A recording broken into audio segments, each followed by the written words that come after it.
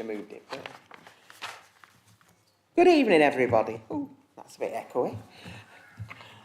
Good evening. Thanks for attending the hybrid meeting for planning, Tuesday the 7th of February 2023.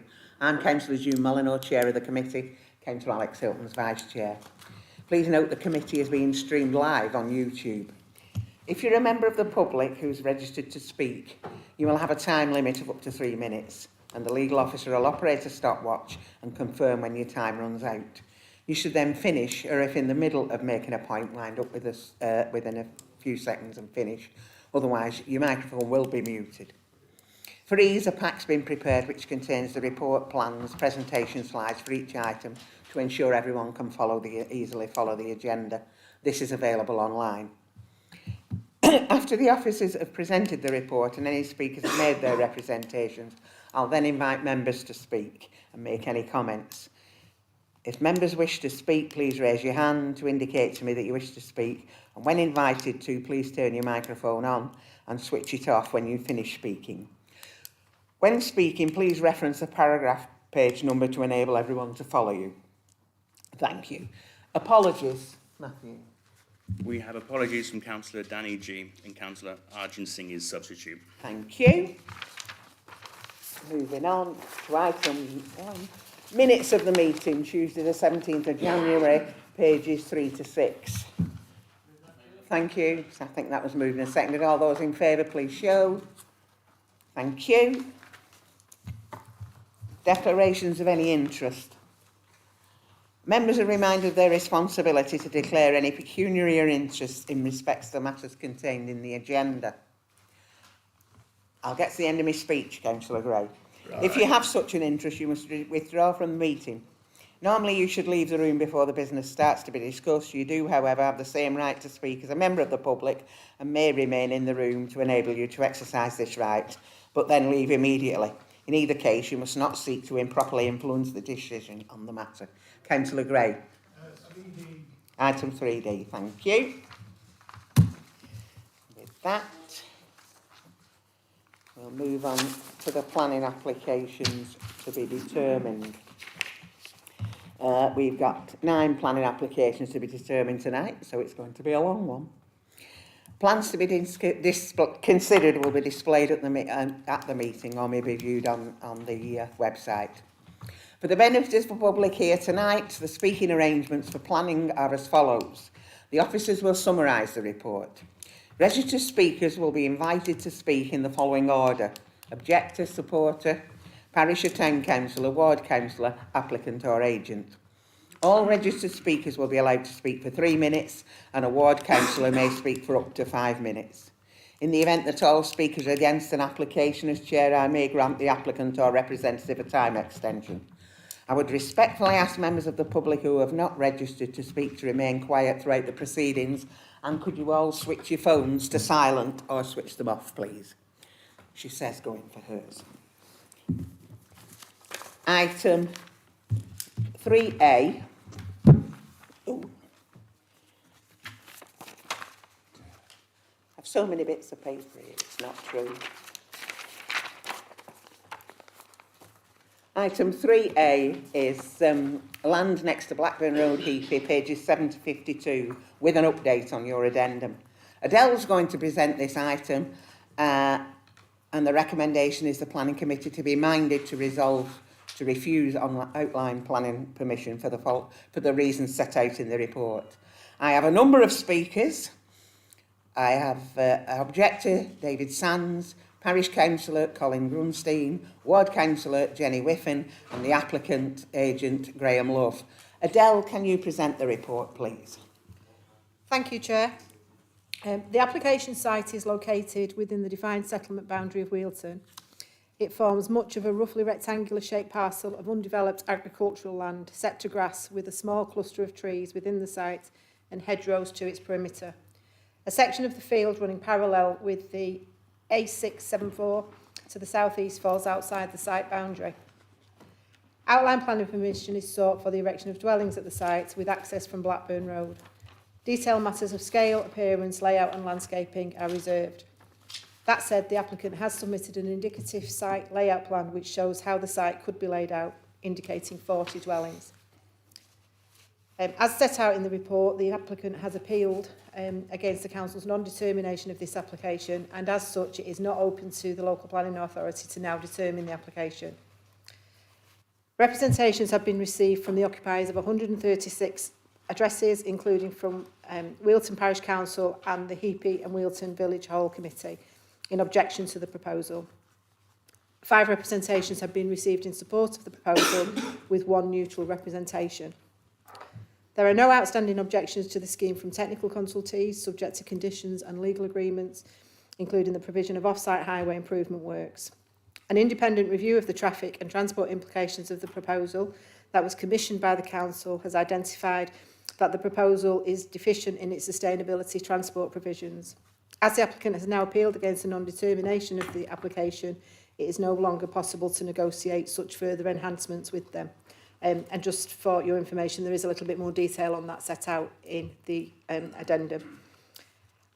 As the site is located within the settlement area for Wilton, policy V2 of the Chorley local plan is applicable, and members will be aware this identifies a presumption in favour of appropriate sustainable development, subject to material planning considerations and other policies and proposals within the plan. Members will be aware that policy 1 of the Central Lancashire Core Strategy provides the development plan strategy for the area, setting out the locations for growth and investment across central Lancashire. Wilton is not identified as a rural local service centre, and therefore criterion F is applicable. Under this criterion, development will typically be small scale and limited to appropriate infilling, conversion of buildings and proposals to meet local need, unless there are exceptional reasons for larger scale redevelopment schemes. The proposal conflicts with this policy. Policy 1 also sets out the settlement strategy for the area, and it is not considered to be out of date. That said, the council cannot demonstrate an adequate supply of housing, and the shortfall is significant. Policy 1 of the core strategy therefore forms part of a strategy which is failing to deliver a sufficient level of housing. As such, the policy should only be afforded moderate weight in the planning balance. This approach is consistent with other appeal decisions and recent case law. Members will be fully aware of the current housing land situation in the borough, and that major housing schemes such as this must be assessed using the tilted balance of paragraph 11 of the National Planning Policy Framework. A full assessment of the proposal is contained in the committee report, and members will note that officers consider that in this instance, that as the recommended additional sustainable transport improvements cannot be negotiated with the developer, the scheme as it stands would not provide safe access for pedestrians and a sufficient level of cycling infrastructure. The proposal conflicts, therefore, with paragraph 1110 of the framework and policies BNE1 and ST1 of the Chorley local plan in this regard. The proposal also conflicts with policy 1 of the Central Lancashire Core Strategy, as the application is not located within an area of growth. Applying the tilted balance, whilst the proposal will deliver moderate economic and social benefits through the provision of new housing, on balance it is considered that the adverse impacts of the proposed development would significantly and demonstrably outweigh the benefits of the scheme would deliver as it stands now before you. It is recommended that the Planning Committee be minded to refuse outline planning permission for the reasons set out in the committee report. Thank you, Chair. Thanks, Adele. Have I got David Sands, please? Yeah.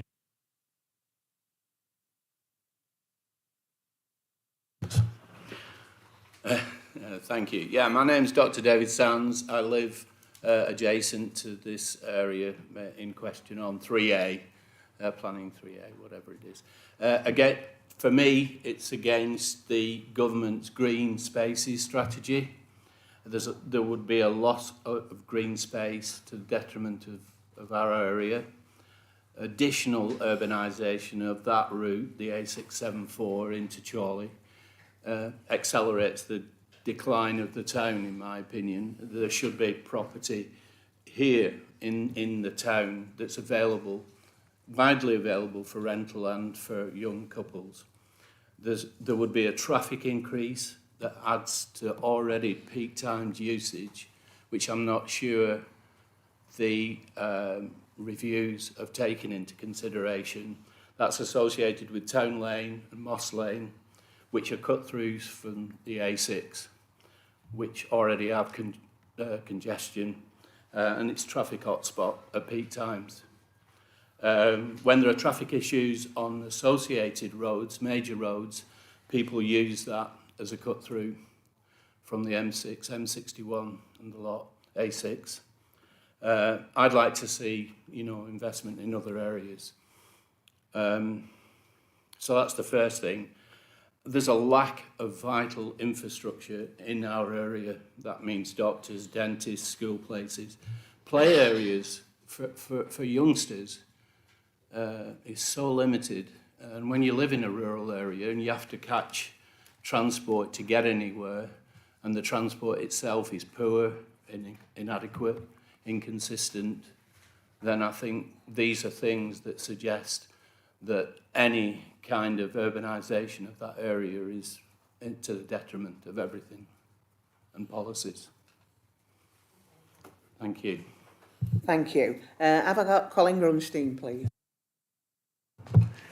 I'm the chair of Heapey Parish Council, but the concerns I'll mention are shared by Wealton as well.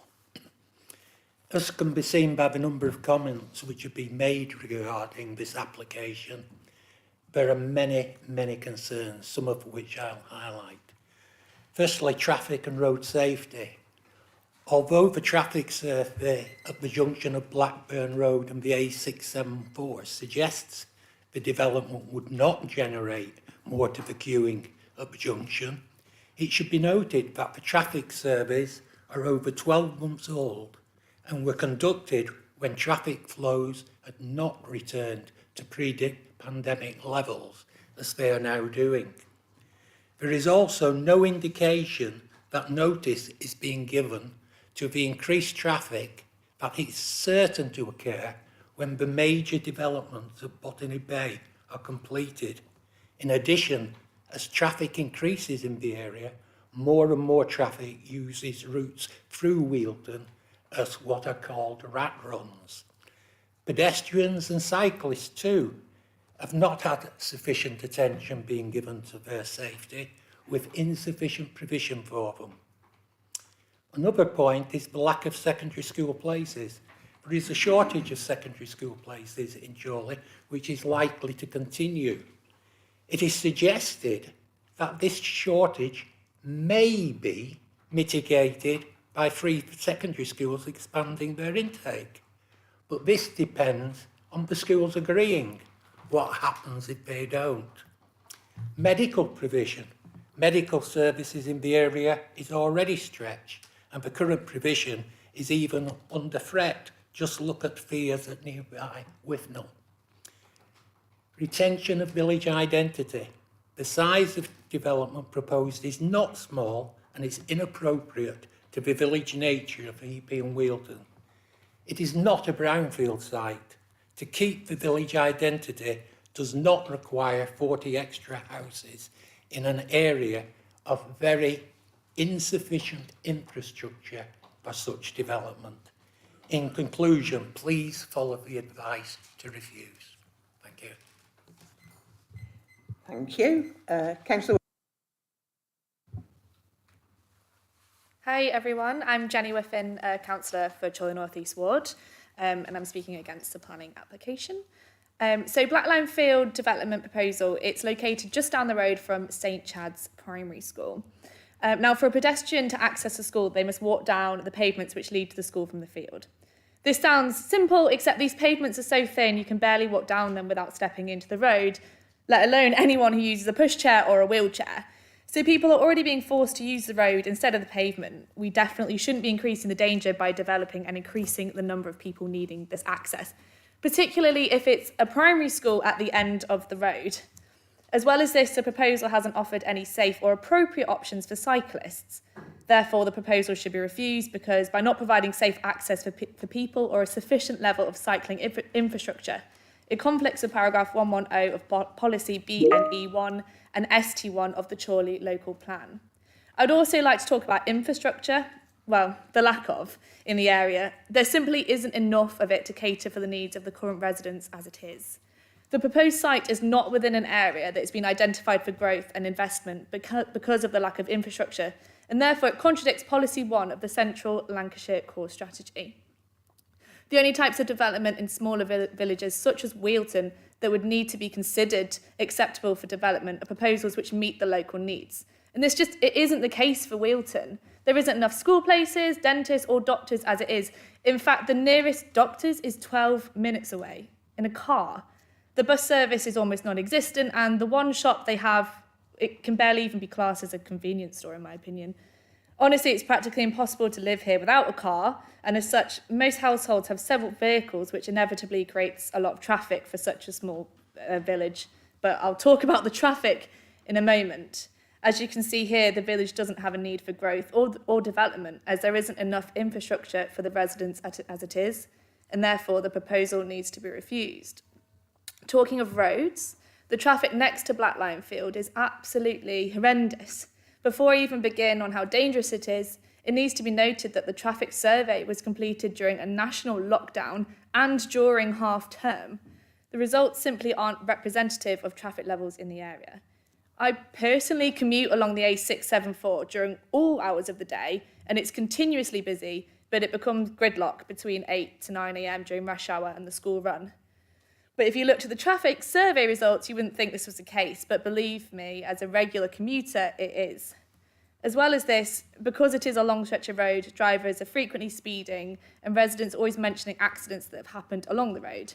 It's not safe, and to build residential housing on the field next to it is inevitably going to increase the traffic, which is not only ridiculous, but it's dangerous.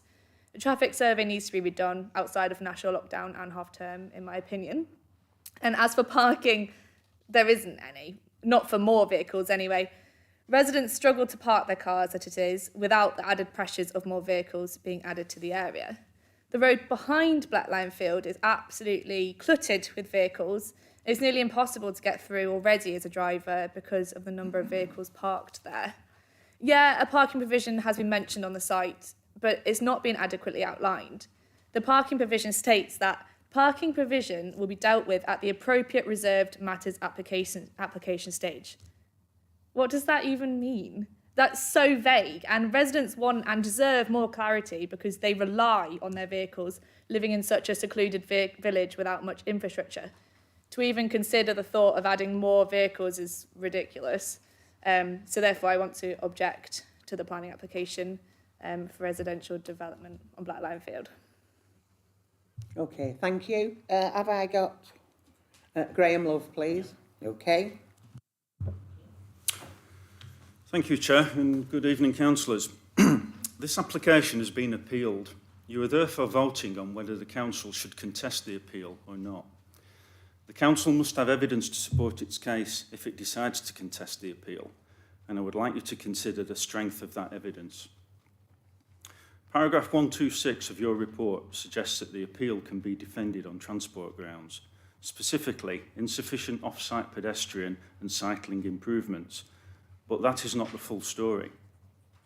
The preceding paragraph 125 misses out key information from the Tetra Tech report and that consultant's your consultant's conclusion, which is that mitigation must be commensurate with the scale of development, and the extent of the mitigation already agreed with Lancashire County Council as the Highway Authority is acceptable.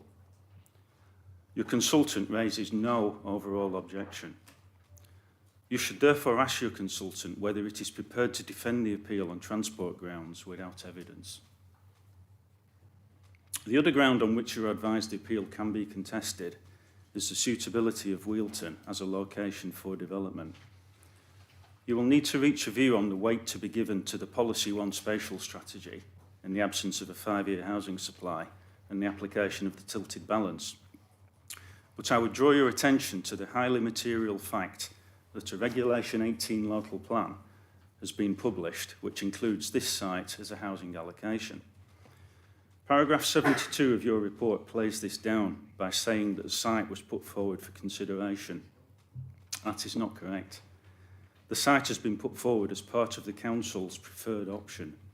This means that irrespective of weight, the council has carefully considered and tested all options, and its informed view is that Wilton is a suitable location for development. This inconsistency will be highlighted in the appeal. Finally, paragraph 118 of your report confirms that the acceptability of development, i.e. the decision whether to contest the appeal or not, is finely balanced. This is a key point. On the basis that there is no transport evidence to support refusal and the preferred local plan proposes development at Wealton, my view is that the decision to contest the appeal is not finely balanced, but the evidence points firmly in support of development. Thank you. Thank you. Over to you now, members. Councillor France. Thank you, Chair. I'd like to propose that we accept the officer's recommendation and will remember, members, that the Town Lane application, coming along Town Lane with Red Row, was refused and was won on appeal on LCC's advice. So I'm not afraid of appeal on this one. We've won an appeal on similar grounds quite recently. Thank you. Thank you. Thank you, Chair. Thank you, Chair. Yeah, you're okay. Very, very familiar with Lower Wilton. If anybody's actually driven into Lower Wilton from the bypass, the coming from Chorley town centre, that bend into the village is incredibly tight. You go down to the bottom, there's parked cars either side. If you want to come up to the bypass again, you've got parked cars either side, you've got cobbled streets off, and that is the nature of the village, that quaintness of the village. The number of accidents they are less now because of speeding restrictions, but the number of accidents historically, and the number of fatalities on that bypass were quite significant. There are no buses. The nearest doctor is in Brindschool, and there's an issue around that surgery now. There is St Chad's. A bus service which takes high school children to the various high schools. In winter, very often the bus doesn't come because you can't get out of the village. And you really can't get out of the village. If it's snowing nowhere else, you can guarantee it will be snowing in Wilton and Brindschool. The bypass, I used to travel down it until a few years ago, for years going into Blackburn, and I used to have to leave significantly earlier to get past the traffic. My car's been submerged with water on that road. It is not a pleasant drive. You go through Higher Wilton, sharp bends, parked cars either side. The infrastructure is dire. I would go along with the officer's recommendation. Thank you. Thank you, Chair. Thanks. Councillor Boardman. Thank you, Chair. I'm going to talk about Online application, and all the details are to be addressed in the reserved matters. So as much as we want to talk about parking and access, etc., quantity of housing, unfortunately that's not come forward for us to make determination on. It is the principle of the application as an outline of whether this site is suitable for residential development. However, saying that, I'm always sceptical when an applicant submits an appeal based on non-determination on an application which is, as they themselves have said and our planning officer said, finely balanced. I would much rather the application came in front of this committee and we judged it on its merits. And on the information that's been put forward and the supporting information from our transport consultants. I'm not so keen on this when we have to make a decision in principle to support a non-determination appeal application. So unfortunately I'll be abstaining on the vote, Madam Chair. Any more comments from anybody? Oh, Councillor Heaton. That's better. Thank you, Chair. Last meeting we had a debate about the policies about sites in the borough, and the core strategy, policy 1, we found wasn't strong enough to argue against development in the borough. That's what we were told by some sort of planning consultant. So I'm not too sure whether we can vote for the... Sorry? Okay. Oh, Carry sorry, on. you were talking. I thought you wanted... No, I wasn't. I can talk and listen at the same time. Oh, right, sorry. Teaching helps you do that. So I'm not so sure we could say that we could actually argue against this site because of what we were told last meeting. Thank you, Councillor Eaton. Thank you, Chair. Thank you for that. Apologies if I distracted you from your comments. I was just asking Chair if she wanted me to clarify some matters. And with the greatest respect, Councillor Heaton, I think you've misdirected yourself in terms of the interpretation of what was said at last committee.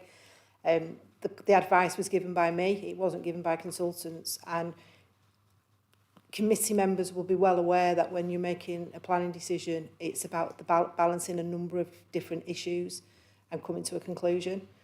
In the case of the application that we discussed at committee last time, there was no other identified harm, and therefore the level of moderate weight that was given to policy 1 wasn't significant enough to tip the tilted balance in the opposite way on the weighing scales in the planning balance. In this instance, what we are saying is the scheme as it is before you this evening, there is other identified harm that adds to the moderate weight of policy 1, thereby tipping the tilted balance back to harm. That's the point that we're making in the report, and that's why the two planning balances are completely different. Thank you, Chair. Thanks, Adele. Councillor Morwood. I'll use my, Councillor Iddens because I don't seem to have a mic of my own. So I hope you can hear me. As you've already said, and as Councillor Boardman has indicated, it's out of our hands. It's a pity it's gone to non-determination, and therefore we can't really start debating the various things. A local plan is out for consultation, so who knows after the consultation what will come forward and what won't come forward. But we would always be, I suggest, be looking at small scale, and whether this is small scale or not, no point in debating it because it's out of our hands. The speakers make relevant points about the traffic and pedestrians and the schools, as it is discussed in many of these applications. And it's disappointing because I'm sure, as was outlined in the report, if some of the mitigations if we just held fire and perhaps discussed the mitigations, it may have been a different story here tonight. But at the moment, as has been said, at this moment in time, it's unacceptable. And so far, I shall be voting in favour of the report. Thank you. Thank you, Councillor Morwood. Does anybody else wish to speak? Otherwise, I'm going to move to the vote. Okay.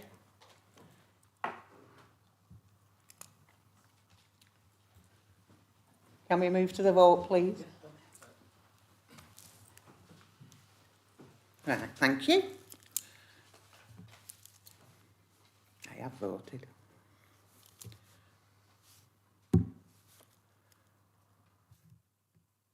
Okay.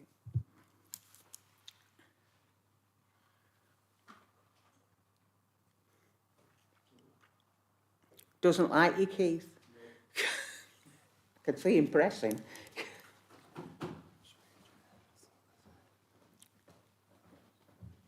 We need to sort these things out. No, it's all right. I'm making myself notes.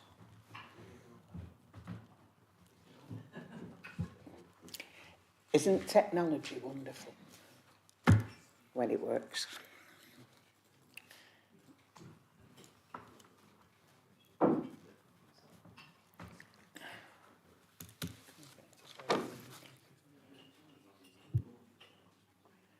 I'm going to move things on. Councillor Eden, are you for or against or abstaining?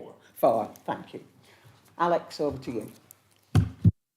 Thank you, Chair. Members have resolved that they are minded to refuse the application for outline planning permission for the reasons in the officer report. If anybody's come just for that item, please feel free to go. We'll not subject you to me. No, you were quite right. Well, I was going to come in and say, do each application on its own merit, but I didn't need to.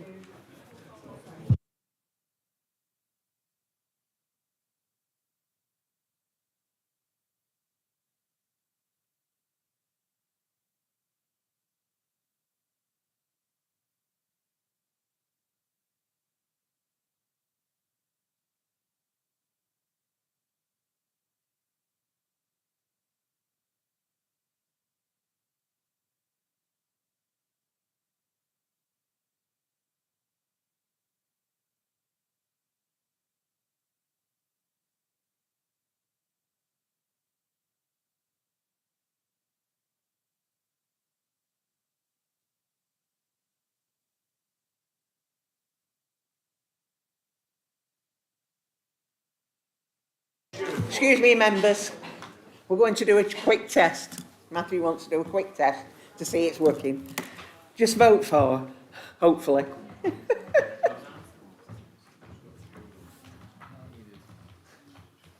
This strengthens my argument that somebody from IT should be here.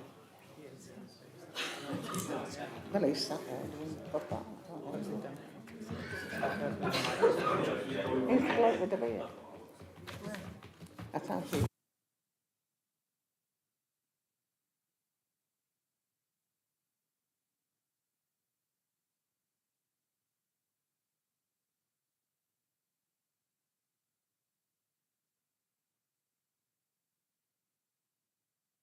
Adley, we'll go with a show of hands. It's going to be easier than messing around with technology.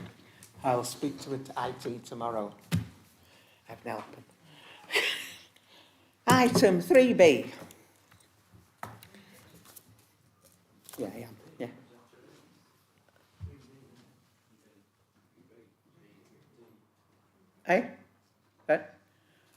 Land to the west of Gleadhill House Gardens, Dawbers Lane, Euxton, pages 53 to 82. Ian's going to present this item.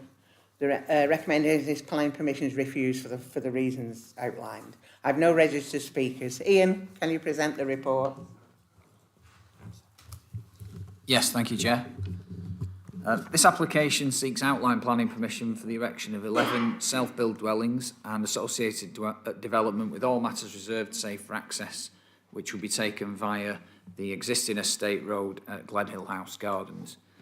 The application site is located in the Greenbelt at Exton and comprises open grassland framed by trees and woodland with an existing residential development to the immediate east of the application site. The proposed development would not meet with any of the exceptions to inappropriate development as set out in the National Planning Policy Framework and would therefore be harmful by definition, to which substantial weight must be attached. It's also considered that there will be other harm to the purposes of including land within the Greenbelt through encroachment and a contribution to urban sprawl. As the development would result in definitional harm to the Greenbelt and other harm, there would have to be very special circumstances to justify the grant of planning permission to outweigh this harm. The applicant has advanced a number of benefits in support of the development, and in considering these, it must be recognised that the council cannot currently demonstrate a 5-year housing supply and the tilted balance must be engaged.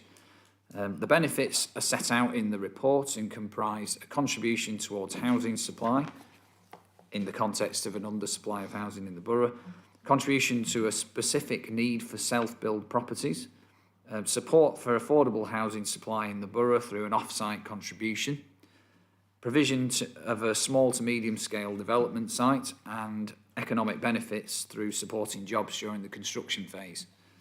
Whether or not these benefits amount to the very special circumstances necessary to outweigh the harm to the Greenbelt and other harm is a matter of planning judgment and is for the decision maker to determine. In this instance, it is considered that even though significant weight can be attributed to certain benefits advanced in support of the development, even when weighted cumulatively, these do not outweigh the substantial harm to the Greenbelt and other harm and would not amount to the very special circumstances that would be necessary to outweigh the harm to the Greenbelt, which is contrary to the framework. Other technical matters are considered to be acceptable and in accordance with the policies of the development plan. Notwithstanding this, however, the proposal is considered to be unacceptable in principle and it is recommended that the application be refused. Thank you, Chair. I'm sorry, I was just having a drink. Thank you. It's over to you, members. Councillor Boardman. Thank you, Madam Chair. I think this is a pretty simple application to look at. It is in the Greenbelt site. We as a committee have got to make reference to paragraph 44, which is the case of very special circumstances within the Greenbelt. My view is that there is nothing in that that gives you exceptional, very special circumstances. I'd say moderate at best. If it was coming forward for a different type of housing, as in we've always talked about the correct houses in the correct places for the correct people, whether you know, these 11 very large homes is the correct homes in Euxton, we can debate that, but I can't support the application. I'll support the officer's recommendation. Thank you. Councillor Marwood, Councillor France, Councillor Sherwood. Thank you, Chair. I just want to second Councillor Boardman's proposal there. Totally agree with him. I've never seen a more green belt, so I'm happy to second it for refusal. Thank you. Councillor Sherwood. Thank you, Chair. Yes, it's in the green belt. It's not what I would consider an infill. There's no special circumstances that go along with the officer's recommendation. Thank you, Chair. Thank you. Councillor France. Thank you, Chair. I was only going to support the officer's recommendation, so I'm fine, thank you. Okay, thank you. Anybody else wish to comment? Councillor Gray. I shall be supporting the officer's recommendation. Okay. Okay. If there's nobody else, I'll move to the vote. So it's show of hands.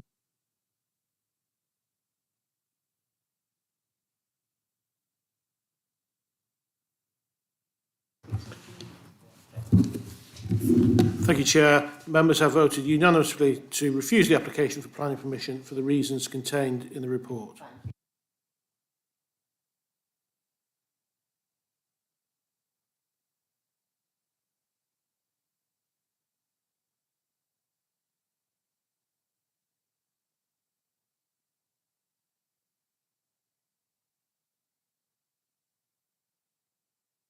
In Eccleston, pages 83 to 110, with an update on your addendum.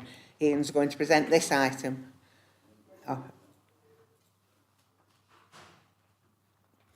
No registered speakers, so Ian, over to you. Oh, I've caught you out this time. Thank you, Chair.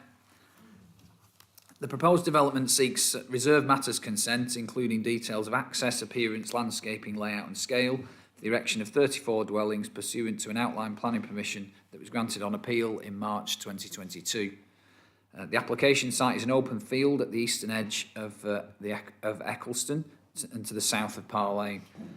The proposed development will comprise a low-density suburban-style layout with three dwellings fronting onto Parr Lane that would have direct vehicle access to Parr Lane, whilst an estate road would continue from Sandringham Road, providing access to the remaining majority of dwellings. The proposed dwellings themselves will be of a traditional design style, with parking to the front or sides and gardens to the rear. Peripheral trees and hedgerows will be retained where they are of most value, and some informal public open space will be provided on the site to the southwest. The development would respond positively to the surrounding features and would have a degree of character such that it would accord with the Council's design standards. There will be no unacceptable impacts on residential amenity as a result of the proposals, with the Council's interface standards being observed and exceeded in relation to the existing dwellings, whilst the relationship between the new dwellings will be acceptable and is well considered. The highway impacts of the development in consideration of the main access being taken from Sandringham Road have already been considered as part of the appeal of the outline planning application. The details of the scheme submitted as part of this application have been considered by LCC Highways and accepted, subject to conditions requiring final construction details. It is confirmed that adequate off-street parking will be achieved in line with the Council's parking standards. Affordable housing will be provided on site in line with the terms of the outline planning permission. Ecology and drainage impacts are all considered to be acceptable and suitably mitigated, with no objections from the relevant consultees. It is therefore recommended that this reserved matters application is approved, subject to the conditions set out in the addendum. Thank you, Chair. Thanks, Ian. Councillor Hilton, over to you, members. I was going to say, everybody got it. Thank you, Chair. This is obviously reserved matters, so the principle of development has already been made. I have no objections to what's proposed at this stage, so I'm happy to propose officer recommendations. Thanks. Thank you. Councillor Sherwood.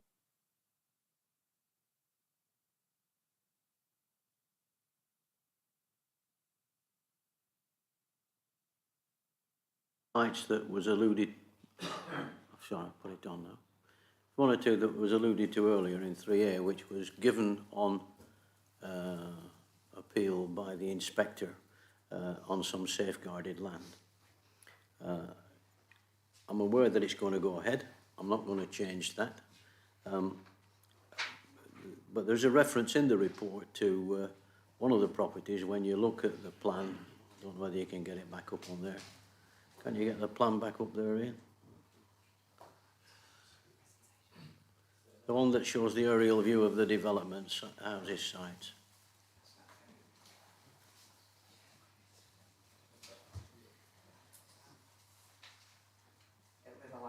That one. Sorry, that one with the housing on. That one there, proposed site plan. As you can see, it's 34 dwellings, 3 of which go on to Parr Lane. It's on the edge of the Eccleston site, and it means 31 of those dwellings will go on to that little road called Sandringham Road, which is one of several houses and estates down there, and then feed into the village. It will have serious impacts on traffic, etc., but as always, the County Council have not made any objections. No surprise there. The one issue that I am concerned about, paragraph 25, talks specifically about the property adjacent to the property 19 Sandringham Road, which is where most of the vehicles will come out, and there is a reference in the plan which I've looked at, which talks about the perimeter site, the edge of the site, and a 2-metre high fence being around, putting around the site. The applicant agents discussed this with the owners of 19 Sandringham Road, who I've had some discussions with, but didn't come to any conclusion as to what was going to be. Are they going to put a 2-metre fence up? Are they going to put a hedge up? Are they going to take the hedge out? Or where exactly is the site going to be? So I'm not going to vote against it, Chair, but what I wanted to ask if the officers would agree that the developer talks to the owner of 19 Sandringham Road, through you, and the Vice Chair, and tries to come to some conclusion that will satisfy that resident about exactly what's going to be. It is going to be an intrusion, as you can see, with all those properties and vehicles going out onto that little road. There was an earlier road. It's only a narrow road. You can't pass 3 cars on it. So with that proviso, Chairman, if you'll agree to that with the Chairman, with the officers, asking the developer to liaise with the owner of 19 Sandringham, I will be grateful. Okay. Ian, would you like to comment on that? Yeah, thank you, Chair. Just going back to the access to Sandringham Road, for obviously you're looking at 31 houses being accessed via that existing estate road, and that was approved as part of the outline planning application that went to appeal. So the planning inspectorate went through that element of the scheme and accepted it at that stage. So achieving access from Sandringham Road wasn't part of the assessment at this stage. It was more about how those details might work. But the 31 dwellings from Sandringham had already been accepted as part of that outline. Just in relation to the boundary treatment between, is it plot 4 and 19 Sandringham Road, the proposed layout plan as it stands is that there would be a 1.8 metre high fence between the 2 properties as far as the proposed garage on the layout plan, and then beyond that, between the garage and the highway, it's proposed that the existing hedgerow would be retained, and any existing treatment that's there would be retained. But I'm happy to contact the the developer and ask them to make contact with the resident to confirm what those final details would be. But at the moment, it's not showing any boundary treatment being added on that part of the site between the two. Okay, okay. Thank you. Right, thanks, Ian. Thanks, yeah. Right, anybody else wish to comment? If not, I'll move to the vote. All those in favour of the officer recommendation, please show. Any against? Any abstentions? Thank you, Chair. Members have voted unanimously to approve the application for reserved matters consent, subject to conditions. Okay, thank you. Matthew, do you want to go and get? We're just getting some more people in this room. We're a bit tight for room. Item 3D is next. Have you declared an interest, Councillor Gray? Couldn't think of his name then. Tell it was. We'll come back. We'll come for you. We've got to make one for everybody.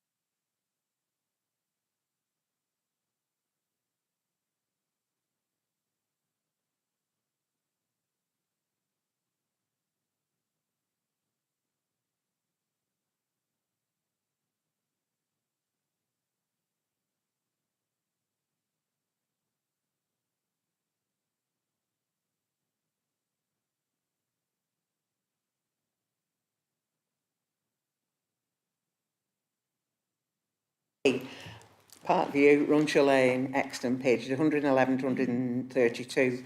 Adele's going to present this item. The officer recommendation planning permission granted subject to conditions. I have two registered speakers. The objector, Jeff Moss, who's going to join us on Teams, and the applicant, Anne-Marie Mawdesley. Jeff, can you hear us and speak? Oh, we can't hear you at the moment.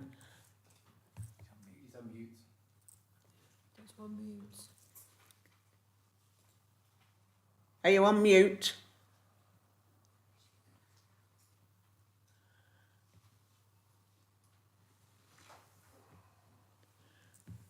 Can you hear me now? Yes, fine. Sorry. Okay. Adele, can you present the report? Thank you, Chair. The application site is located in the Greenbelt on land to the rear of a residential dwelling, Parkview, that's located on the northern side of Runshaw Lane in Euxton. Vehicular access to the site is gained via Tithe Barn Lane, which is located to the east of the site. A planning appeal relating to the site established that 10 caravans can lawfully be stored on the site. A subsequent planning permission was granted by the Council's Planning Committee in September 2009 against officer recommendation for the change of use of land to a mixed use for residential curtilage, agricultural land and for the storage of 20 touring caravans. A total of 30 caravans can therefore be currently lawfully stored at the site. This application now seeks planning permission under section 73 of the Town and Country Planning Act to remove condition number 3 that was attached to the current extant planning permission. The condition effectively ties the planning permission to the applicants, Mr and Mrs Mawdesley. As detailed in the committee report, 2 representations have been received on objection to the proposal and 86 in support. In addition, Euxton Parish Council have also responded in objection to the proposal. The existing planning permission was granted on the basis of very special circumstances having been demonstrated to outweigh the harm for the storage of the 20 caravans upon the Greenbelt. For this application to be approved, members must be satisfied that the development delivers sufficient benefits to outweigh the harm caused by the development in Greenbelt terms without the condition. This means that very special circumstances still exist without the imposition of Condition 3, which ties the planning permission to the applicants. A full assessment of the proposal is contained in the committee report, and members will note that officers consider that the applicant has demonstrated such circumstances exist by virtue of a surge in caravan ownership since the COVID pandemic and an increase in the need for secure storage facilities. Further, other facilities have closed since the planning permission was originally granted and no new facilities have come into use. The officer recommendation is therefore that the application be approved. Thank you, Chair. Okay.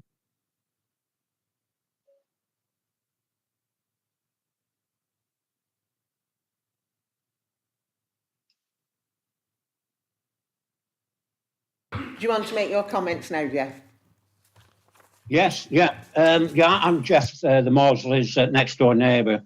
Due to medical reasons, I am unable to attend in person. I would initially like to point to an error in the application report under item 3, which states that there are no restrictions on where the caravans can be stored. Please refer to drawing number 0985A entitled Proposed Storage for 30 Caravans for Mrs. Mawdesley, amended Plan A1 dated 5th of May 2009, which for future reference clearly shows that no caravans are to be stored on the grassland to the southwest of the site. Please also refer to Condition 5 of the original planning permission under application number 09177 COU. Now, firstly, my wife and myself gave support to the original planning application in 2009 for the storage of 20 additional touring caravans to enable Mr. and Mrs. Mawdesley to receive a living income from the caravan storage, and always on the basis that no caravans would be kept on the land to the west of the main track, directly behind our bungalow, as per the agreed original permitted plan. The retrospective application would, in effect, mean that the land could be sold separately to any prospective commercial concern. They could apply for a change of use of the land or indeed apply for additional caravan storage to the west of the main track. These actions will spoil our enjoyment of life in our bungalow and could affect the value of our property. This application is beyond the arguments that Mr. and Mrs. Mawdesley gave to us, which convinced us to originally support the 2009 application. Secondly, granting this application turns this land into a saleable business and will enable self-development of the land to additional uses. Mr. Mawdesley has told me that he would, in the fullness of time, build a house for his family on the land. This may lead to further building development on the land. Thirdly, the Greenbelt was one of the reasons we actually moved to Mayfair. Fourthly, we are not aware of any changes to the very special circumstances which supported the original application, and we are minded that but for these circumstances, approval would have been refused on Greenbelt grounds. Finally, we support Euxton Parish Council's consultation in paragraph 11 of the application report. In view of the above comments, we wish to keep the status quo, whereby the land solely benefits Mr. and Mrs. Mawdesley, and the Greenbelt is ultimately left intact. Our original support for the caravan storage was given always on the understanding that this support was for Mr. and Mrs. Mawdesley. We must therefore object to the planning alteration. Thank you. Thank you. Have I got Anne-Marie Mawdesley? Okay. Good evening, I'm Anne-Marie Mawdesley. We are not here to seek planning permission. Instead, we are requesting the removal of a planning condition imposed over 13 years ago, whereby only Stephen and I have planning permission to store the additional 20 touring caravans on the site, and this consent would cease if our dwelling and or any of the land associated with our dwelling is sold or transferred. This unusual condition will be described in planning definitions as not appropriate and unreasonable. Planning usually runs with the land and not individuals. Planning was granted in principle by the Planning Committee on the 26th of May 2009, based on the very special circumstances relating to the site. At that point, conditions would normally have been discussed and approved by the members of the Council Committee, but not in this instance. Instead, the discussion concluded, as the minutes showed, with the conditions to be delegated to the Corporate Director Business in consultation with the Acting Chair for our planning application, who voted against the application on the night. There will always be an intense need for caravan storage in the Chorley area, as by definition all land in this area is either defined as brownfield, prime for development, or designated as green belt, where caravan storage is inappropriate unless very special circumstances can be demonstrated. All brownfield sites are used for more lucrative developments, leaving only the green belt land. But who could demonstrate very special circumstances when it is so difficult and costly to achieve? This creates a shortfall in the availability of land for caravan storage compared to the increase in housing stock in the area. Most new properties have a covenant preventing a caravan being kept there, so the need is greater now than 13 years ago. Businesses providing holiday sites, caravan sales, servicing, accessories and insurance rely on small businesses like ours for custom and trade. If this condition is not removed, in the future this site will cease, and with only the 10 lawful pitches remaining will be unviable. This long-established business will close, not because of a lack of customers, not because it is unviable, but simply because a condition requires it to cease. Thank you for your time, and I hope you can approve the removal of this condition. Thank you. Okay, thank you. You want to come back on anything there? You want? No. Over to you, members. Excuse me.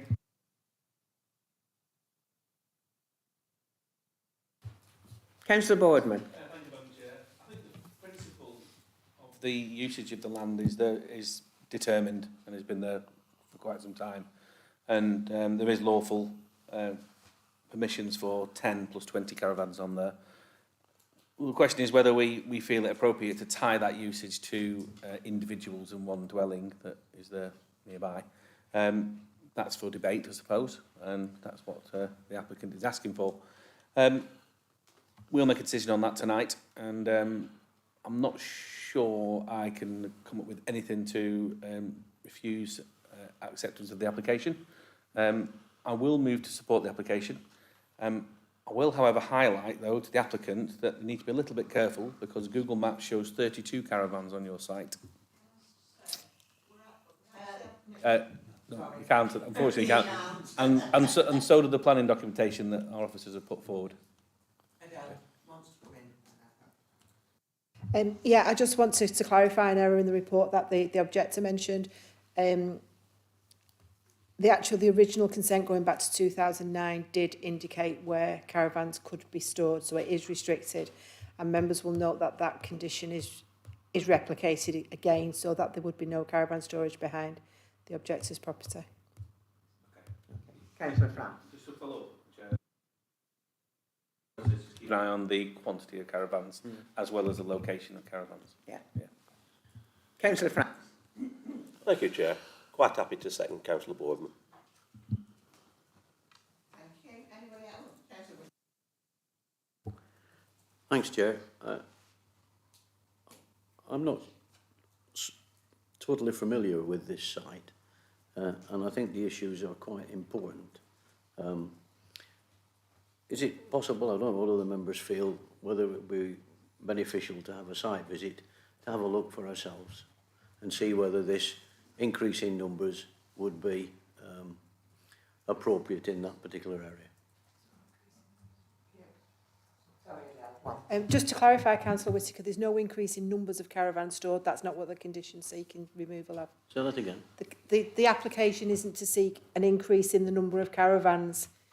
The number of caravans stored is staying the same. It's the restriction on who operates from the site that's being sought to be amended. Nothing to do with the number of the caravans. It's to do with the ownership. Yes.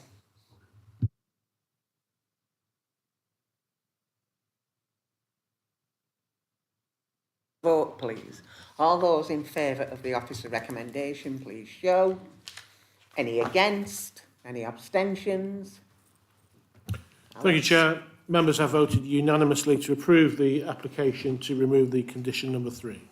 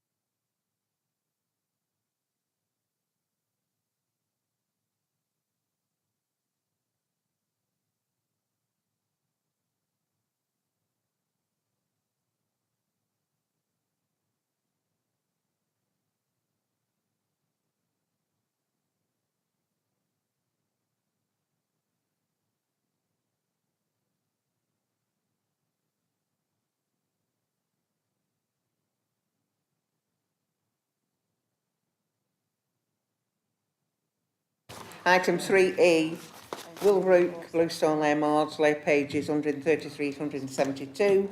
Ian's going to present this item with the officer recognition that planning permission is granted subject to conditions. I have one registered speaker, the agent, Christy MacDonald. Ian, over to you. Thank you, Chair. This application seeks planning permission for the erection of 3 detached dwellings following the demolition of the existing dwelling and associated outbuildings at Wilbrook on Bluestone Lane in Mawdesley. The application site is located in the Greenbelt and comprises a dwelling house and 2 substantial outbuildings. The site is previously developed land in line with the definitions set out in the National Planning Policy Framework. The framework and local plan allow for the redevelopment of such sites on the proviso that the development does not have a greater impact on the openness than the existing development. Given the current impact of the existing buildings on the site to be removed and the proposed dwellings, they would not be materially larger and would not have a greater impact on openness. On this basis, it's not considered that the proposed development would constitute inappropriate development. The proposed dwellings will be set within a low-density layout and will be of 2 differing house types in a traditional form but with some contemporary features. Their scale would reflect the domestic character of the site and nearby residential development, while their design and positioning will provide a suitably organic form of development. As a result, it isn't considered that the development will be harmful to the character and appearance of the area. The proposed dwellings would meet with the Council's interface guidelines and there would be no unacceptable impact on residential amenities as a result. LCC Highways have assessed the scheme and raised no objection. It's therefore considered that the proposed development would not have a significant impact on highway safety, capacity or amenity in the immediate vicinity of the site.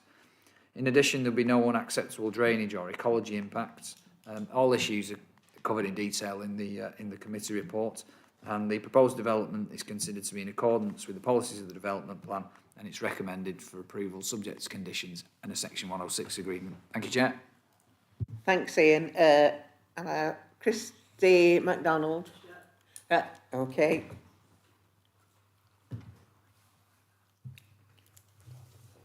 Thank you, Chair. Good evening, councillors.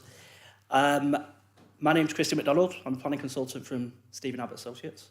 I'll be very brief because I think Mike Halsall, the case officer, has written an excellent report which covers everything, and Ian summarised it very well there as well.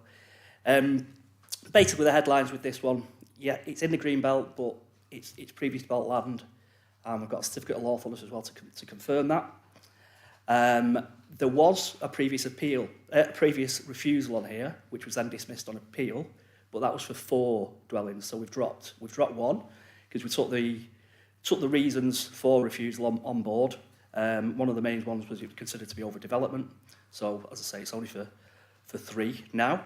So it's for 3 houses in the Greenbelt, but on a previous developed site. Funnily enough, at the last committee meeting, I had an application where I was the agent in Eccleston for New Lane Nurseries, which was exactly the same principle, which was 3 houses, previous developed site in the Greenbelt, and that was approved unanimously. There are no technical objections, so it would be appreciated if you could support the officer's recommendation for approval. Thank you for your time. Thank you. Over to you, members. Councillor Sherwood. Councillor Boardman, sorry. Developed land, there isn't a great impact on it, so I would go along with the officer's recommendations. Thank you, Chair. Councillor Boardman. Councillor Boardman.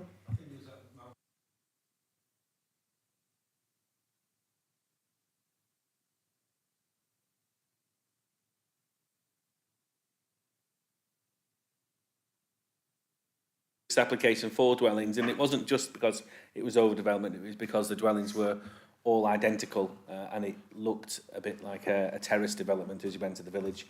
So I'm really glad the applicant has taken on board those comments, which were mainly made by Councillor Morwood. I'll fall on your sword there. Yeah, I'm more than happy to second Councillor Sherwood and put this forward for approval. Yeah. Councillor Morwood. I'll be very quick. Yes, it was just, as Councillor Boardman has indicated, it was probably our fault. For a very genuine reason, and obviously the inspector agreed. And so we put the reasons forward, and as the applicant has just said, they listened, they've changed it, so what's not to like? Thank you.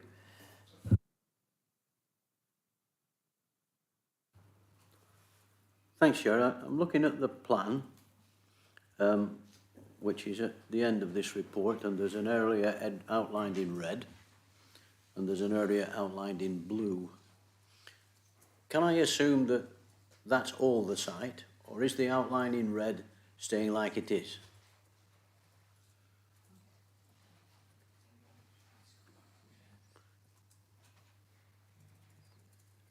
Is somebody going to answer? No. Sorry.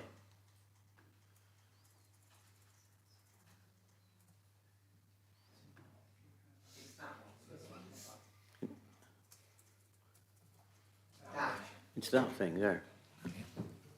Through you, Chair. Yeah, the application site, Councillor, is identified by the red line. The development can only take place within that red line. The blue line identifies other land owned by the applicant, so it's in the same ownership, but it's outside the application site. Thank you, Chair. Thanks for that clarification. Thank you. I'll be very brief. It's only a little comment. Many years ago, as a young man, I used to travel down that lane on a motorcycle, and it was Bluestone Lane, and they had pigeon lofts, and they had stables, and they had some nice properties. And it's probably the most developed lane in Lancashire at the minute. It has moved from a lane. And the local pub has gone, which I frequented from being 17 years old. And it's a bit sad, really, to watch what's happening in the countryside. But we have to accept it. I'm not going to vote against it. But I just wonder what people think in another 20, 30 years of the decisions that were made. Thank you. Thank you. Anyone else wish to comment? If not, I'll move to the vote. Okay, all those in favour of the officer recommendation, please show. Any against? Any abstentions? Thank you, Chair. Members have voted unanimously to approve the application for planning permission subject to conditions and a Section 106 legal agreement. If you want to go, that's fine.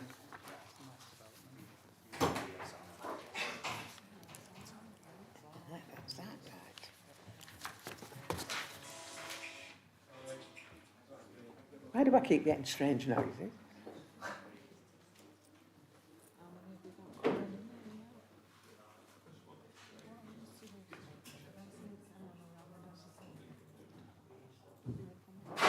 Are we waiting for people to come?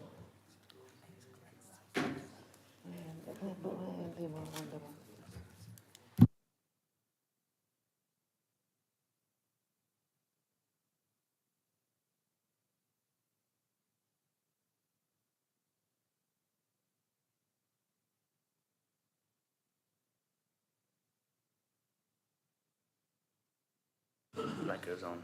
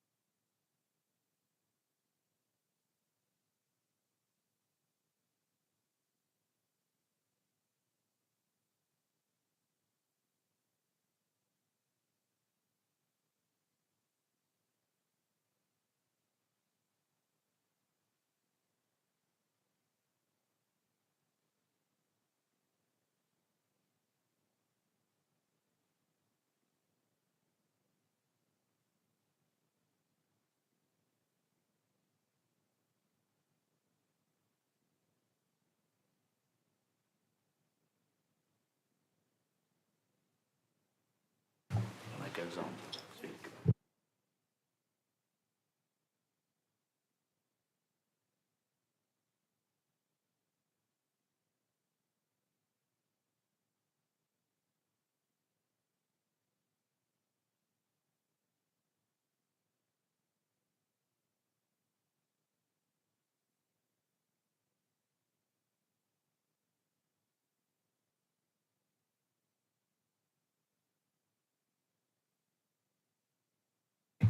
I'm going to read what I read at the beginning of the meeting when you couldn't hear about people speaking.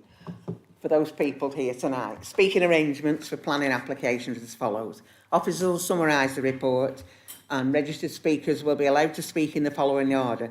Objector, supporter, parish attend councillor, ward councillor, applicant or agent. All registered speakers will be allowed to speak for 3 minutes, apart from the ward councillor who may speak for up to 5. If you've not registered to speak, could you remain quiet throughout the proceedings? And if you've got a mobile phone, you can switch it off or to silent, please. With that, we will go back to, I've lost my page.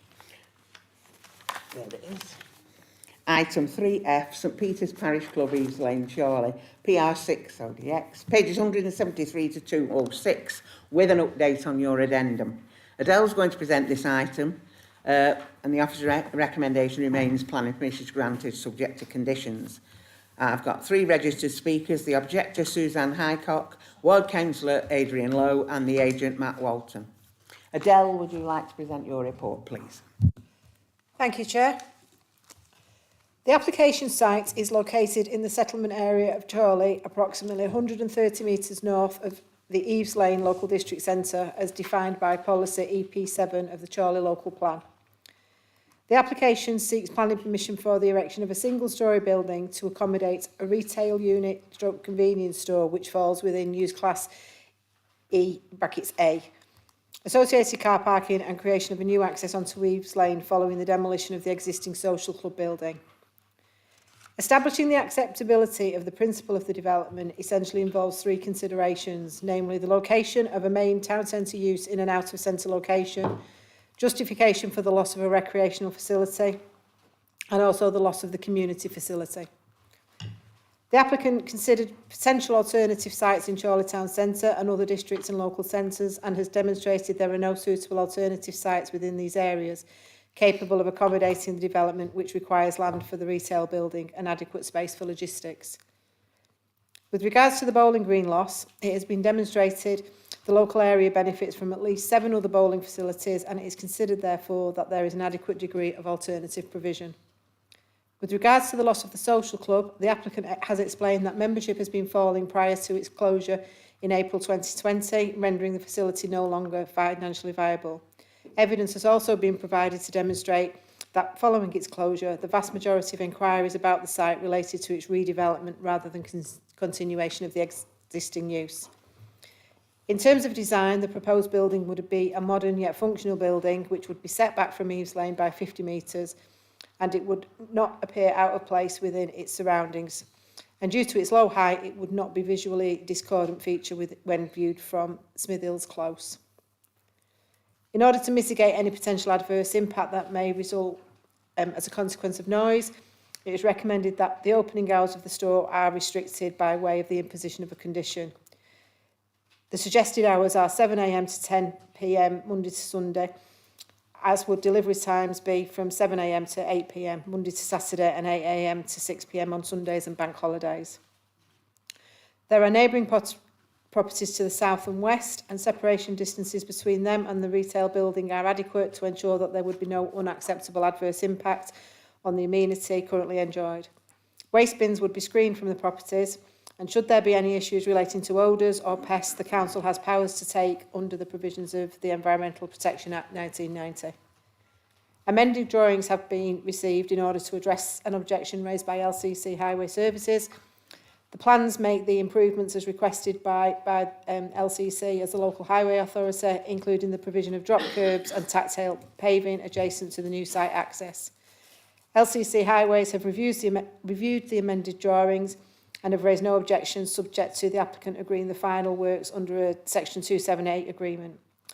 It's considered that parking provision is adequate for the type and scale of development proposed, and no other technical issues have been identified, such as ecology issues, and the site is not at risk of flooding. In summary, it's considered that the proposed development would have the benefit of improving the appearance of a vacant plot of land in a prominent location, whilst providing some employment opportunities and supporting economic growth in a sustainable location, and that there would be no harmful impact to Chorley Town Centre or the nearby Eaves Lane Local District Centre. The application is recommended for approval. Thank you, Chair. Thanks, Adele. Have I got Suzanne Hycock, please? Okay, who do you want to speak? Right, my name is Suzanne Hycock. My professional name is Dr. Heald. I was born and raised in Chorley. I attended St Peter's Primary School. I've also been a school parent governor there, and I also regularly attend St Peter's Church.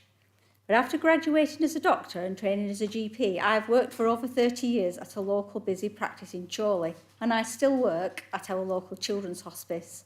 My elderly parents, who are 92 and 94, reside at 332 Eaves Lane. So the bullet points for my objection are relating to the application report, items 16, A and B, and 18. Number 1, there is horrific traffic congestion already existing here, so why are we creating more dangers? Number 2, there is a bus stop directly outside number 336. When the bus parks, it obstructs the vision of motorists and to people crossing on the zebra crossing. Number 3, the plans threaten the future of local businesses and their staff. 40 yards to one side is Glow Local at the top of Harper's Lane, and 60 yards to the other is Nisa on Eaves Lane. And I've counted there are already 16 retail outlets within a mile radius of this proposed site. Number 4, it's a subsequent threat to our existing local post office, which resides inside the Nisa store. Number 5, security issues. The proposed unit closes late at night. It sells alcohol, which attracts unwanted clientele, and therefore poses risks to residents in the vicinity, especially the vulnerable, the elderly.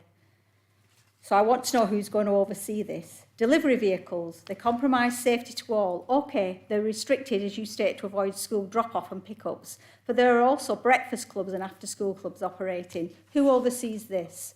Number 7, lack of communication and poor consultation from the outset from Chorley Borough Council Planning. No one returns messages, no one returns telephone calls when contacted. Number 8, the timing of notices served. Letters of notification of proposed plans we received on the 15th of July last year, but they were only served to immediate vicinity residents. Why not to everyone in the ward? Timings. School was notified just as they were about to break up for 6 weeks summer holiday. Public notice was served during the school holidays. It was one letter strapped to a lamppost. So difficult to see. Timing of the traffic monitoring survey. Again, a device sited above the zebra crossing on a lamppost during school holidays. I've got proof it was there on the 11th of August 22. Following on from this, when was the LCC highway survey done? Probably done in school holidays. There's no timing on the plan. The demolition notice on the club building states work proposed to start the 27th of February. Is that school holidays? No, not this time. It's when school is in for spring term. Let's also consider the recent build the other end of Eaves Lane, the surgery and the elderly housing. Traffic lights caused absolute chaos disruption for weeks when they were building. And as if that's not enough, there's a proposed development looming on the Talbot Mill site, over 150 houses, access to... I will. In conclusion, traffic congestion, more traffic, more potholes, more congestion. What are we going to do? At all times, safety must be paramount. I'm the voice of 345 children, and I'm the voice tonight. Thank you. You've had more than your 3 minutes. Long. Excuse me? You're not allowed to speak. I know there's a lot of people here. But you have 3 minutes to make your point. And that is it. I'll have you removed if you keep interrupting me. Councillor Lowe. Thank you, Chair and members, for allowing me to speak on this application on behalf of local residents. As a ward councillor, I'm very familiar with this area in question, having represented the ward since 1995. I refer members to paragraph 3 of your report, stating that the immediate locality is a densely built-up urban area comprising a range of uses, including residential properties, commercial units, and, of course, St Peter's Primary School. I have got grave concerns over this application. I want to reiterate my objections, which are summarised in paragraph 5 of the report, but will expand upon these. First of all, highways, safety and traffic. I'm concerned about the proposed access/exit being close to the roundabout and the school. In my opinion, turning right out of the site will be near enough impossible. I note LCC have amended their comments throughout this process and unfortunately have raised no objection. It concerns me that whilst the former social club mainly operated at night, this proposal has operating hours proposed from 7 a.m. in the morning till 10 p.m. Monday to Sunday.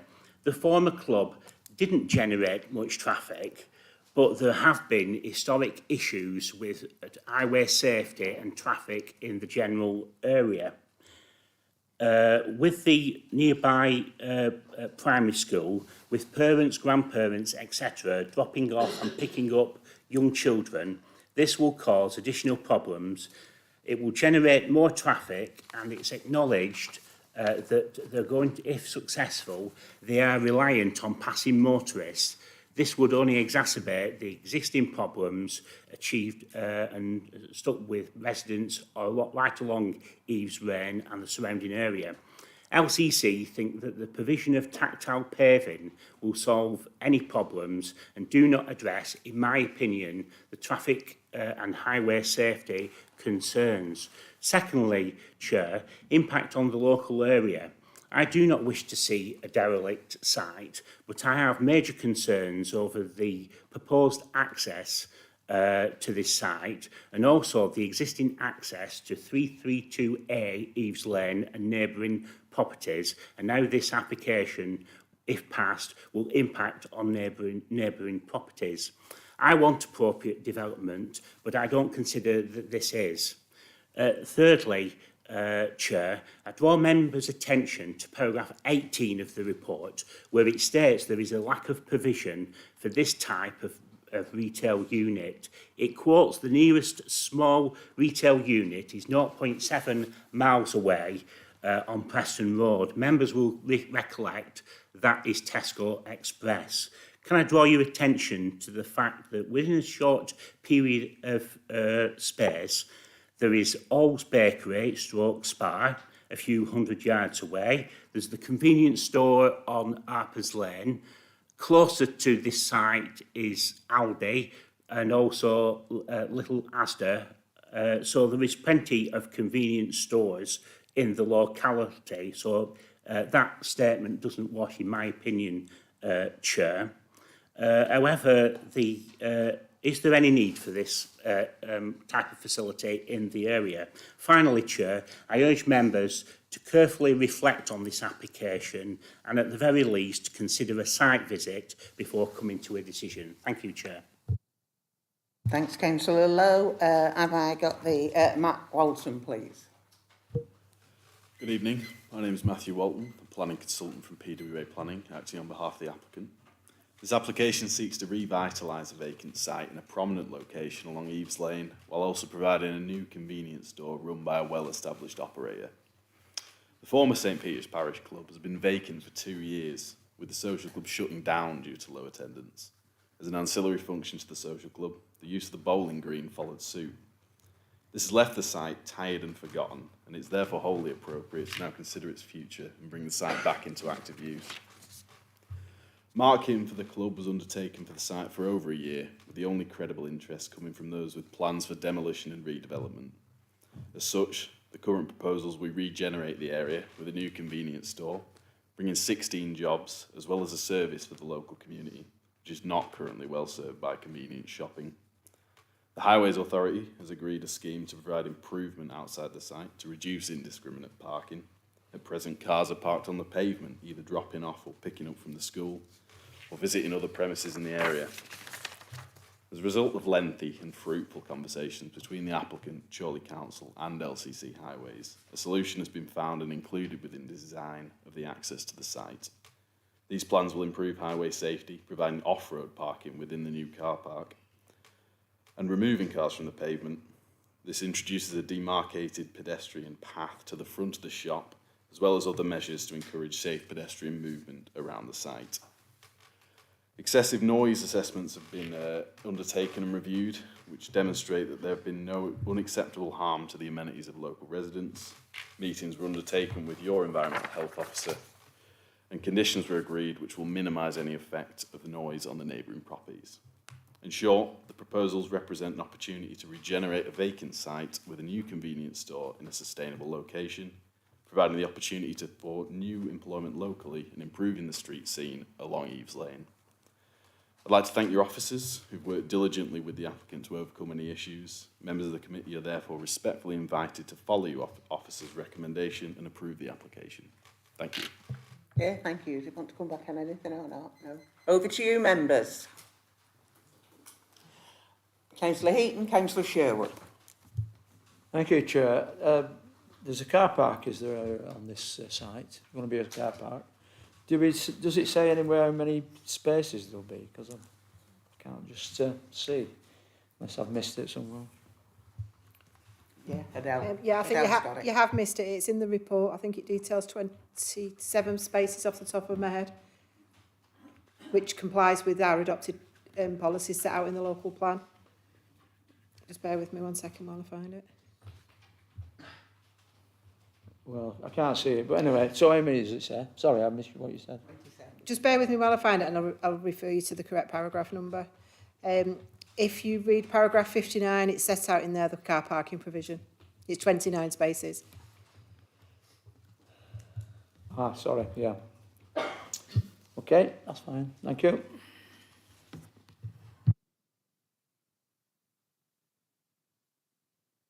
Thank you, Chair. I know this area like the back of my hand, and I walked down there about 10 o'clock this morning, just out of interest, having read this report. And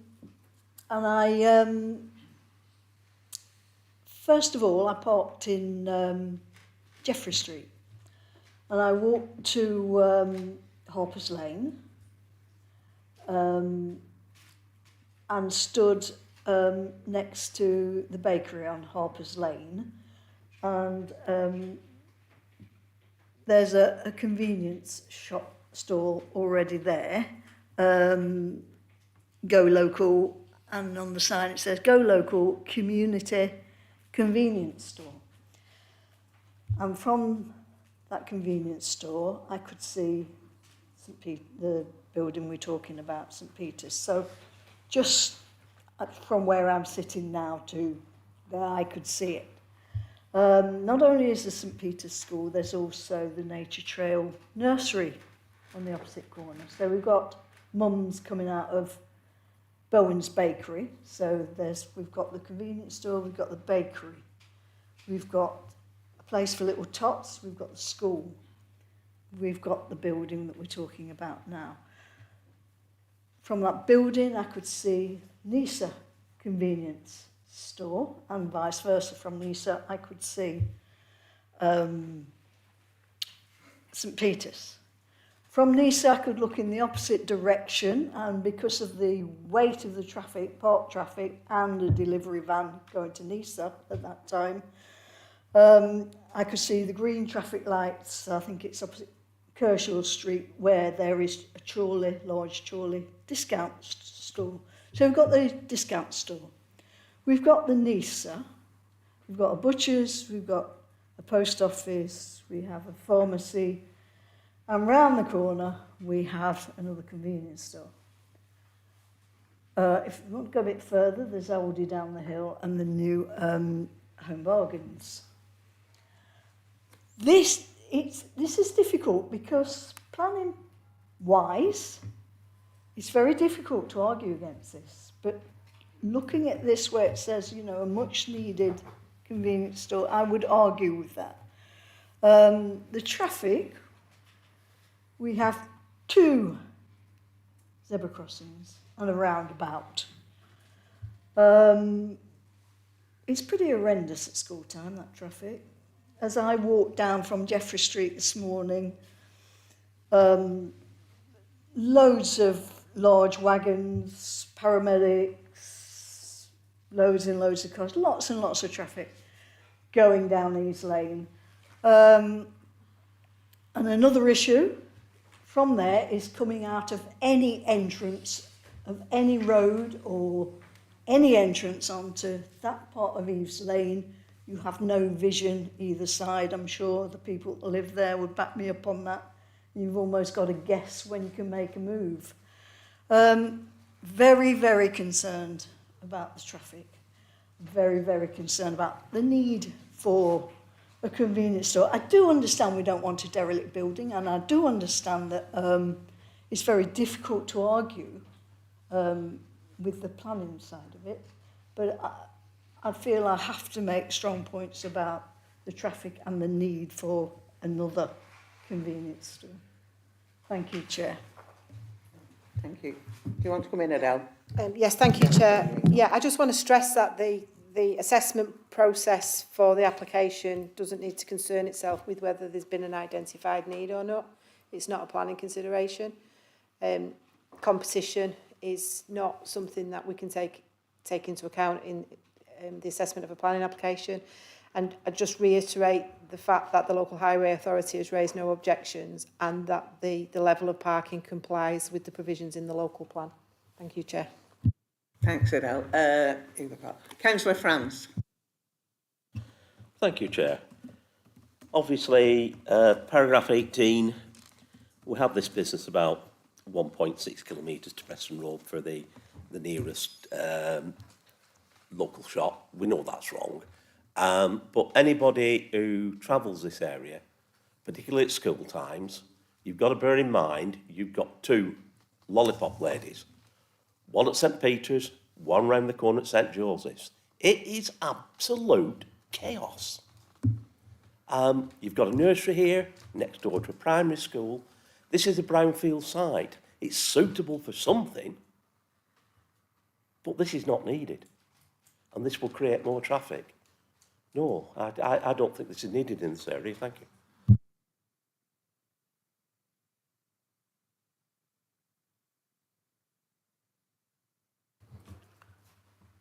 Thanks, Chair. The Councillor Law indicated very clearly the issues, and so did the resident, and so did Councillor across the way.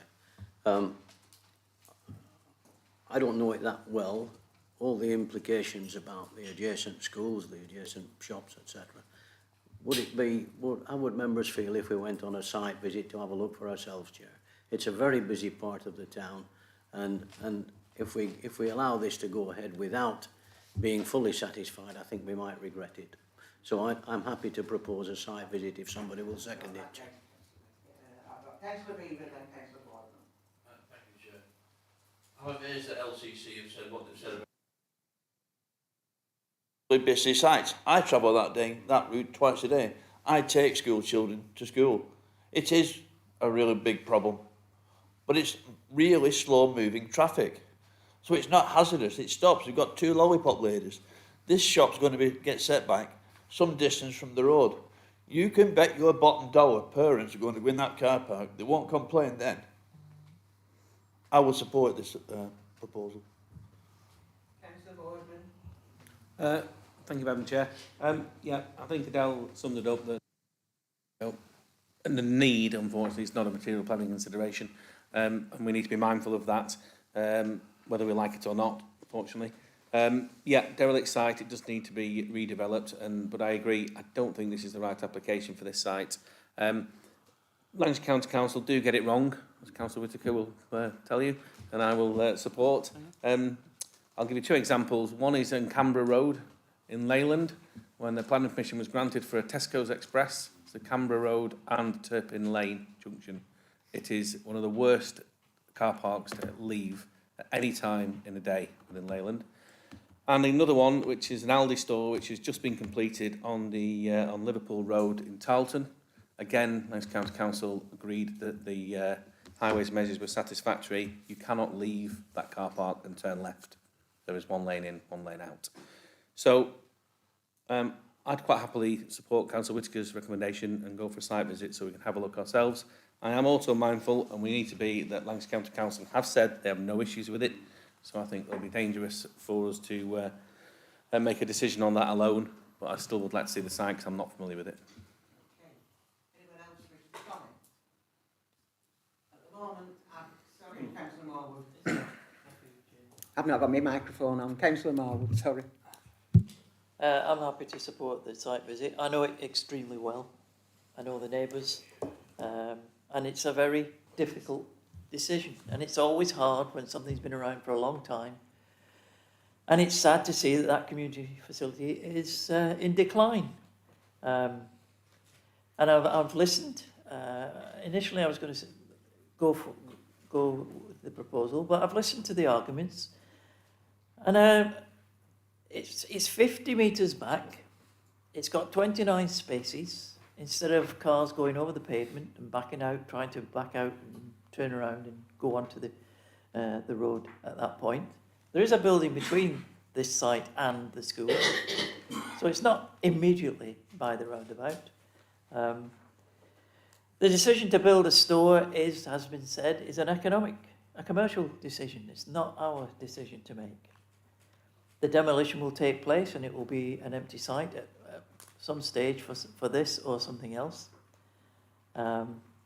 LCC have asked for changes and they've been made.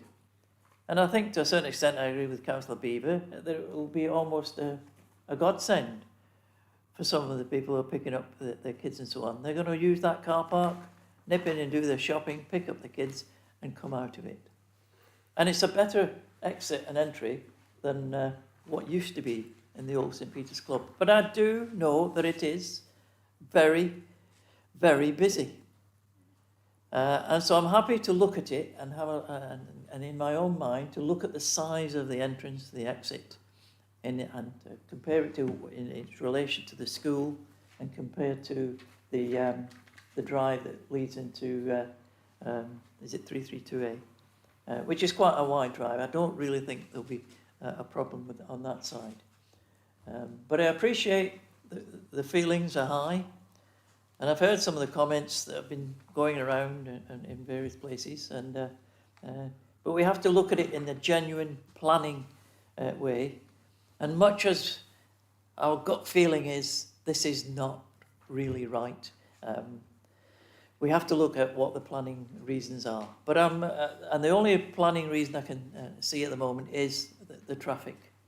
And so I'm happy to look at vote in favour of a site visit, and so that in my own mind I can look at that and come to my own opinion, despite what LCC has said, because as Councillor Whittaker said earlier, they very rarely object, except in this case they did object and wanted changes, and the changes have been made. But I'll leave it at that, and hopefully we'll get a site visit and we can come back to this. Thanks, Councillor Moore. Councillor Hilton.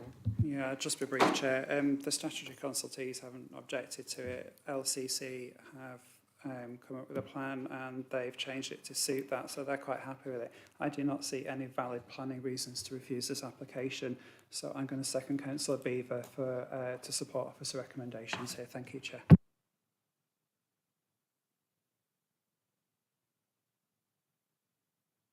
Forgotten. I've a proposer and a seconder for the officer recommendation, and I've a proposer and a seconder for a site visit, so I'll take the amendment first. All those in favour of a site visit, please show.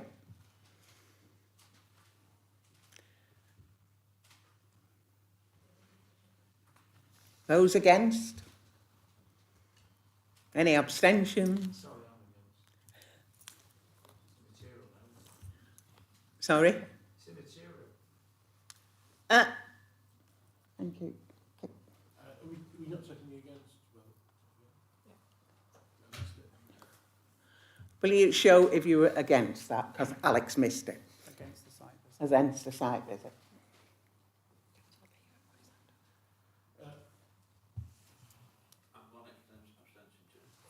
You know, there was just two kids' abstentions, he got those.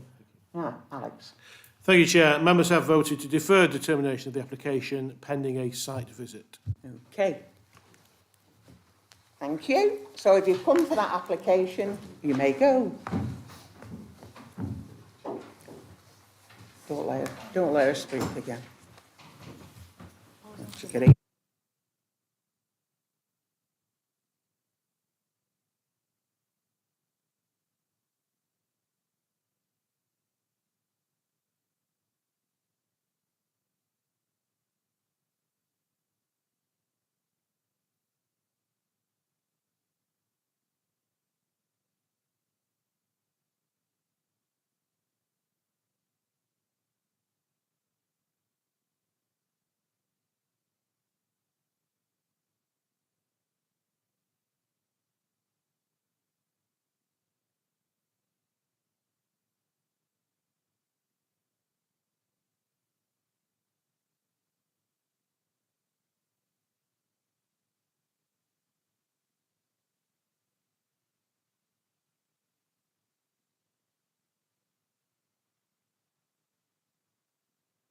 We're nearly there. We're going to do item 3G, and H. We're going to do the preamble together, but we'll be voting separately. So item 3G is... I've lost my page. I've got it. Wood End Farm, Parr Lane, Eccleston, pages 207. Adele's going to present it. And the other one is listed building consent. I have no speakers on either. Adele's going to present. Thank you, Chair. The application site is located in the Greenbelt, and whilst the address is Parr Lane, it is shown on the mapping system as Red Lane and is located at the end of a long access tract to the north of the highway, approximately 800 metres to the east of Eccleston. Whilst the area is not identified for growth under the provisions of Policy 1 of the Central Lancashire Core Strategy, this policy does allow for small-scale development, and therefore the proposal is compliant in this respect. The site contains a cluster of buildings consisting of Wood End Farm, a 17th century Grade 2 listed farmhouse, a curtilage listed barn with more recent extensions located to the north east of the dwelling, and a further separate storage building located to the north of the dwelling. Planning permission and listed building consent are sought for the extension to and renovations of the listed farmhouse, for the conversion of the barn into two dwellings and the demolition of the former farm buildings and the erection of two detached and two semi-detached dwellings.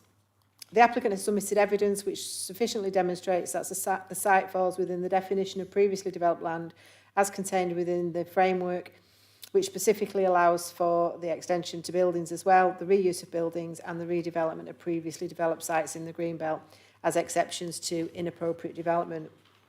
A full assessment of the proposal is contained in the committee reports, and members will note that officers do not consider that the proposed development would have a greater impact on the openness of the Greenbelt than the existing development. The proposal satisfies exceptions C and G of paragraph 149 of the framework and exception D of paragraph 150 and is not therefore inappropriate development in the Greenbelt. Very special circumstances do not need to be demonstrated for this proposal. There are no outstanding objections to the scheme from any of the technical consultees. The Council's heritage advisors welcome the proposed changes to the farmhouse and the barn conversion, but consider the proposed new dwellings would result in a moderate level of harm, equating to a low level of loss of significance to the listed farmhouse. As such, the Council must weigh the public benefits of the scheme against the identified harm, and it is considered that in this instance there are a number of public benefits of the scheme in terms of improving the character and appearance of the site, securing the longevity of the listed building and the provision of housing. It is also considered that these benefits outweigh the identified harm and the proposal therefore complies with the relevant policies in this regard. The proposal would not adversely affect neighbouring residential amenity and would provide acceptable living conditions for future occupiers of the development. The proposed development is considered to be well designed and would not be harmful to the character and appearance of the area. Members will note that both applications are recommended for approval subject to conditions and a Section 106 agreement in respect of the planning application. Thank you, Chair. Thanks, Adele. Over to you, members. Councillor Whittaker, Councillor Boardman. Thanks, Chair. Adele just referred to small scale. This could never be described as small scale. What you have there is a farm with some outbuildings, and what you're going to get is, as I think I've totaled it up, a farmhouse refurbishment, a barn conversion for 2 dwellings, 2 semi-detached dwellings, and 2 detached dwellings. That's a total of 7, as opposed to 1. I think that's not small scale. I know the site fairly well. It doesn't meet any of, as far as I can see, any local needs. There are no great demands in Eccleston for large barn conversions or 2 large detached buildings or a barn converted to 2. So I'm not happy about this, Chair. I'll decide what other people say, whether I vote for it or whether I vote against it. Thanks, Chair. Adele, you wanted to come back. Yeah, just for clarity really for members. Small scale is really defined as 10 units or less. So in my calculations, it is small scale. Thank you, Chair. Councillor Boardman. Moving forward recently, these are previously developed sites, redundant farms, and as much as we don't like seeing redundant farms in the rural area, we're going to see them, and they keep cropping up. We need to ask ourselves a question, you know, farms have lots of outbuildings. What is the use of having outbuildings that are derelict in the middle of rural fields? We need to reuse them, and I'd much rather see development coming forward on previously developed land, farms, stables, etc., that aren't used than in greenfield and greenbelt sites. So I'm quite happily support this application. I can see that the planning officers have done the volume calculations and they stack up within our policy. So yeah, I'd like to move with the officer's recommendations. Yeah, thank you. Councillor Heapey, Councillor Sherwood. This presently is quite a big farm. There's a lot of land behind the buildings that are part of the farm. And this entrance is the main farm entrance. But obviously, you put residential buildings on, they're going to not be able to use that entrance for the farming. So they've not put in for a separate entrance, have they, anyway? So there could be a conflict with traffic going down in there. Has that been discussed at all with anybody? Adele? I mean, it will be, you know, vehicles using it for the farming and residential, but given that it is only small scale, the number of vehicle movements is such that LCC haven't raised any objections. No. They've asked for some amendments in terms of turning heads, but they're satisfied that the final design is acceptable. That's fine, okay, as long as we're aware. Anybody else wish to comment? I'm going to take a vote on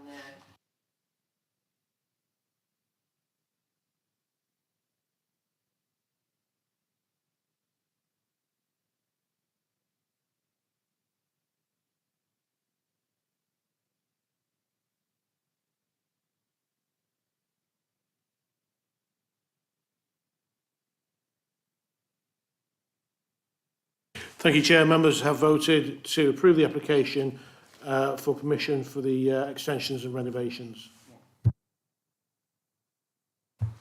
Moving on to 3H, not at the end of G yet, is the listed building application.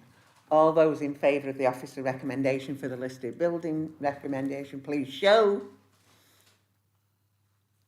Any against? Any abstentions? Thank you, Chair. Members have voted to approve the application for listed building consent. Okay.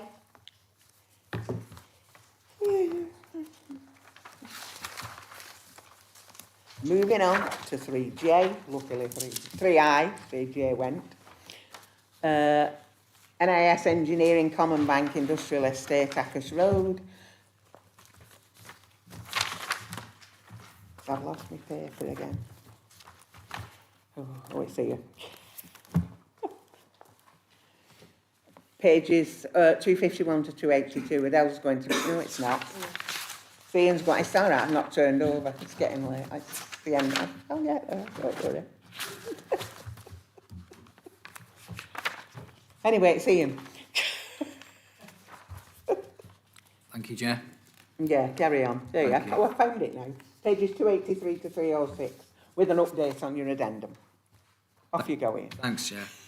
This application seeks planning permission for the erection of a large industrial storage building at Common Bank Industrial Estate on Ackhurst Road, Chorley. The site is located on part of an existing industrial development in the settlement area of Chorley, and therefore the principle of development is acceptable. The proposed development would have the appearance of a modern industrial warehouse building. The scale and appearance of the building would be reflective of existing buildings at the site, and it would be positioned between buildings within the wider industrial development. There's well-established peripheral landscaping between the site and Yarrow Valley Way, which would help to reduce its prominence, and overall there'd be no unacceptable impacts on the appearance of the site or the character of the area. There's a significant degree of separation between the proposed building and the nearest dwellings, such that there'd be no residential amenity impacts. The highway impacts of the development have been assessed by Lancashire County Council Highways and are considered to be acceptable, with access being taken from the existing estate road, industrial estate road. Overall, the application is considered to be acceptable in accordance with the policy of the development plan and is recommended for approval subject to conditions. Thank you, Chair. Okay, over to you, members. I've got Councillor Hilton, Councillor Morwood, Councillor Heapey. Thank you, Chair. This is appropriate development in an appropriate area. I have no issues with this, and I move to office recommendations. Thank you. Thank you. Councillor Morwood. Thank you, Chair. Happy to second the proposal. I'm intrigued by where they came up with 10 years. Hardly seems temporary, but I see no problem with it, so happy to second. Okay, Councillor Heaton. You've thirded it. Councillor Sherwood.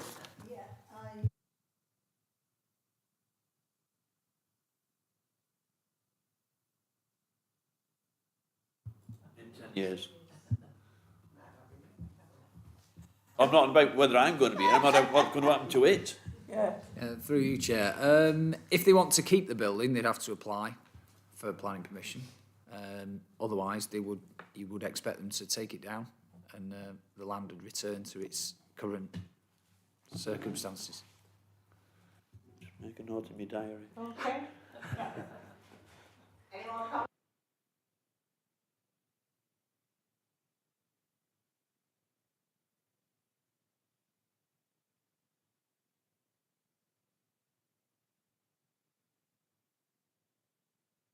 Thank you, Chair. Members have voted unanimously to approve the application.